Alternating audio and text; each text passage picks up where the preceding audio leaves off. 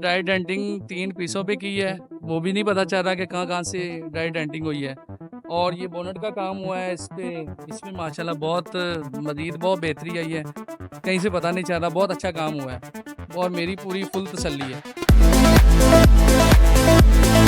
अस्सलाम वालेकुम, आपका मेज़बान नदीम मतीन ऑटो से।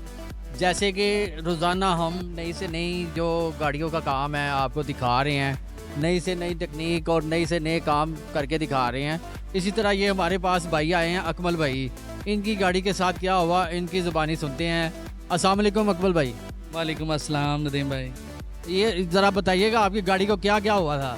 नदीम भाई, मेरी गाड़ी पे बहुत डीप स्क्रैच आ गए थे, तो मैंने आपकी वीडियो देखी तो मैं इधर आया हूँ। तो माशाल्लाह मैंने गाड़ी का काम करवाया है, तो मुझे गाड़ी ऐसे जैसे मैंने शोरूम से अभी निकलवाई है। यहाँ पे स्क्रैच लगे हुए थे, मुझे नहीं पता चल रहा कि कहाँ से फिलिंग हुई है, कैसे हुई है, लेकिन मुझे नज़र नहीं आ रहा है। बहुत अच्छा काम हुआ है और माशाल्लाह इनका स्टाफ भी बहुत कोऑपरेट वो करता है और बहुत तसल्ली वाला काम करते हैं।